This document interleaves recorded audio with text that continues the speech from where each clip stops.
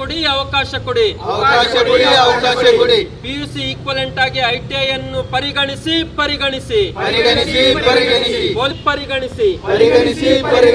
DRCR police ನೇಮಕಾತಿಯಲ್ಲಿ ITI ಅಭ್ಯರ್ಥಿಗಳನ್ನು ಪರಿಗಣಿಸಿ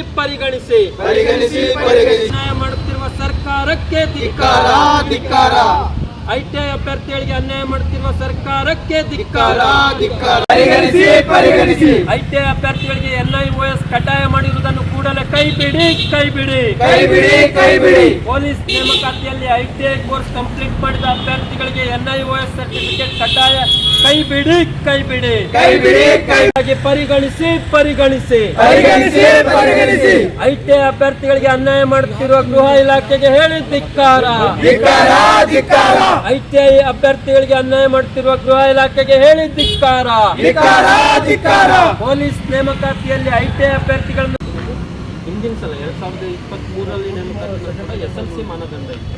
ಈಗ ಅದನ್ನು ಏಕಾಏಕಿ PUC ಮಾಡಿ ಮತ್ತು ಅವರಿಗೂ ITI ಮುಗಿಸಿದವರಿಗೆ ಈ ಸರ್ಟಿಫಿಕೇಟ್ ಕಡ್ಡಾಯ ಅಂತ ಹೇಳ್ತಾ ಇದ್ದಾರೆ. ಈ NIOS ಸರ್ಟಿಫಿಕೇಟ್ ದೊಡ್ಡ ಫ್ರಾಡ್ ಐತೆ ಸರ್. ಅದು ಎಕ್ಸಾಮ್ನ ಯಾವುದೋ ಏಜೆನ್ಸಿಗಳು ನಡೆಸ್ತಾರೆ. 199 ITI ವಿದ್ಯಾರ್ಥಿಗಳಿಗೆ ಗೊತ್ತೇ ಇಲ್ಲ ಈ ಥರ. ಇವನ್ ಎಷ್ಟೋ ಇನ್ಸ್ಟಿಟ್ಯೂಷನ್ ಅಥಾರಿಟಿಗಳಿಗೂ ಗೊತ್ತಿಲ್ಲ NIOS ಯಾರು ಎಕ್ಸಾಮ್ ಕಂಡಕ್ಟ್ ಮಾಡ್ತಾರೆ, ಅದು ಅಪ್ಲಿಕೇಶನ್ ಎಲ್ಲ ಆಗಬೇಕು ಏನನ್ನೋದ್ರ ಬಗ್ಗೆ ಸ್ಪಷ್ಟವಾದ ಚಿತ್ರಣವೇ ಇಲ್ಲ ಸರ್.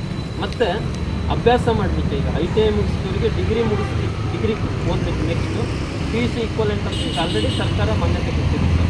ಅಕಾಡೆಮಿಕ್ಕಿಗೆ ಅವರು PUC ಅಂತ ಕನ್ಸಿಡರ್ ಮಾಡಿರ್ಬೇಕಾದ್ರೆ ಜಾಬಿಗೆ ಯಾಕೆ ಕನ್ಸಿಡರ್ ಮಾಡ್ತಾರೆ ITI? ಯಾಕಂದರೆ ಅವರು 2 ವರ್ಷ ಕೋರ್ಸ್ ಕಂಪ್ಲೀಟ್ ಮಾಡ್ತಾರೆ. ಸೊ ಇದನ್ನು ನಾವು ಮೊನ್ನೆ ಈ ಒಂದು ನೇಮಕಾತಿ ಪ್ರಕ್ರಿಯೆನ ನಾವು ತಿದ್ದುಪಡಿಸಲು ಇವರಿಗೂ ಅವಕಾಶ